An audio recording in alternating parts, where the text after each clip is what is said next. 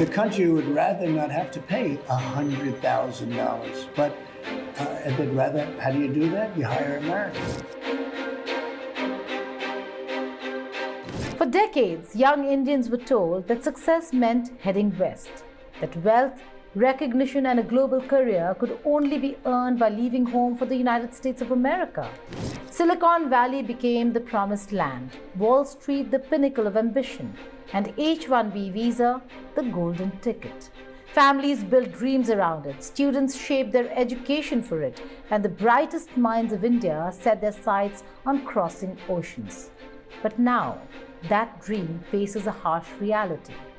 President Donald Trump has imposed a staggering $100,000 fee on new H-1B visas, a barrier so steep it threatens to shut the door for millions of talented professionals from India. Perhaps it's time to ask a different question. Is this truly the end of the American dream for India's tech workforce? Or is it a wake-up call for India to create opportunities at home through modern infrastructure, merit-based policies, and a future where our brightest minds can thrive right here? Hello and welcome. You're watching Statecraft with me, Geeta Mohan.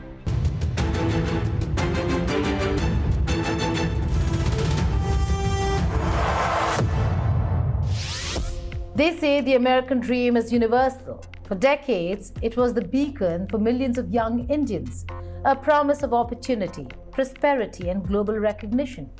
Elon Musk, Sundar Pichai, Satya Nadella, Indira Nooyi, all of them lived that dream, starting with an H-1B visa. But today, that dream is under siege. President Donald Trump has announced a $100,000 fee for new H-1B visas. One fee, one giant hurdle, and for Indian IT professionals, it might just be the end of an era. In 2024, 283,000 Indians obtained this visa out of a total of 390,000. It is the bridge that has carried India's brightest minds to Silicon Valley, to Wall Street, to global tech giants like Microsoft, Google, Amazon, Meta, TCS, and Infosys. Now, Prime Minister Narendra Modi has been blunt on one front. India must reduce its dependence on foreign products, from defense equipment to semiconductors, from ships to chips. Atmanirbhar Bharat, or self-reliance, is the new national mantra. But there is one dependency India has rarely confronted: our dependence on exporting services, on sending our talent abroad. For years, Indian IT companies have thrived on outsourcing. Millions of young professionals dreamt not of innovating in Bengaluru or Hyderabad, but of writing code for a bank in New York or London. And the government, across party lines, let this brain drain slide, sometimes even celebrating it as proof of India's global clout. But today, the cost of that complacency is staring us in the face. The rationale is simple, at least politically.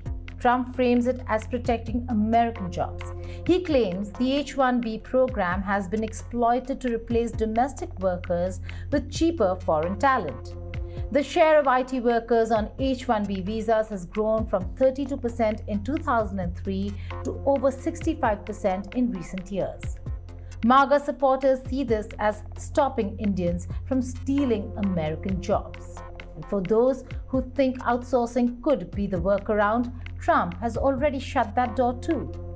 The Halting International Relocation of Employment Act, the so-called HIRE Act, is designed to punish American firms that send jobs abroad. A 25% tax on outsourcing. China has also announced a new K visa aimed at young STEM professionals worldwide. Unlike the H-1B, applicants need not have a domestic employer to sponsor them. A few ultra-wealthy individuals may still access the US through the Trump Gold Card, an investor visa requiring a minimum $1 million commitment to projects within the country, ultimately leading to residency and then citizenship. But for the majority of Indian IT professionals earning around $65,000 a year, this is utterly unattainable. The door remains open only for the rich. For most, it has slammed shut. India's youth can build India if the system empowers them. And it's not just about opportunity, it's about sovereignty over talent.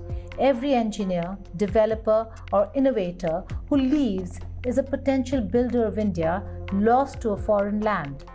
Trump's fee may have closed a US door, but it opens a chance for India to reclaim its brightest minds, to cultivate innovation at home, and to make Atmanirbhar Bharat, or self-reliance, a reality.